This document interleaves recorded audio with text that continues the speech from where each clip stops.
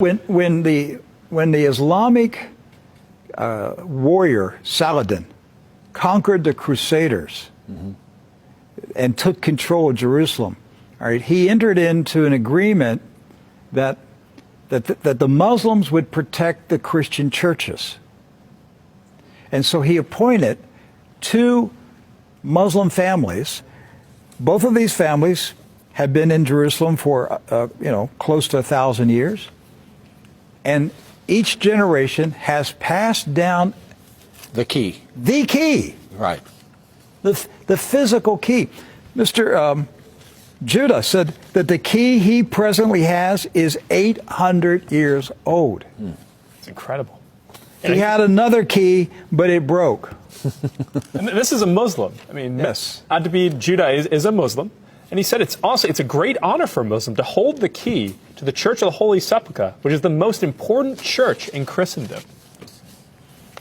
That's not disrespect. That's, we don't hear this in America. We don't hear, because what we have been told is Christian Americans, and you should hate Muslims, you should kill Muslims. Because they're going to tear down all the churches and basically just ransack them and everything else. But here we have two families that for nearly 1,000 years have actually been watching over Christian churches. That's right. So who planted into our minds here in America that we should hate and kill Muslims?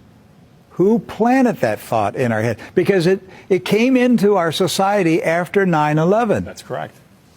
So 9/11 was a calculated, planned operation, and it changed everything in our country. And so we were saturated with media propaganda, which who owns the media in this country? So we were saturated with this media propaganda. You Americans, you need to hate Muslims. You need to go to war. You need to send your sons to go kill Muslims. All right? And yet, when you go to the Middle East, you find out that the Muslims, like Christians, are taking care of Christian churches. Yes. Do not hold animosity against Christians or Americans, except in the case where Americans are pushing for war in their countries or trying to take their land.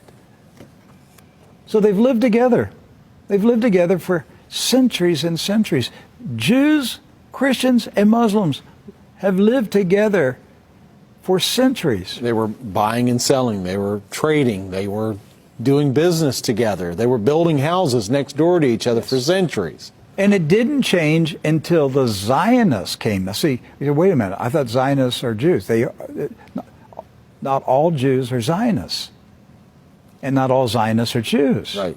Zionism is a political movement. Yes. Right. It's an ideology. Yes. Not an ethnicity. And so when the Zionists came to Jerusalem and Palestine, basically in the 1920s and 30s and 40s, right, they came to agitate. They came to infiltrate. They came to seize control.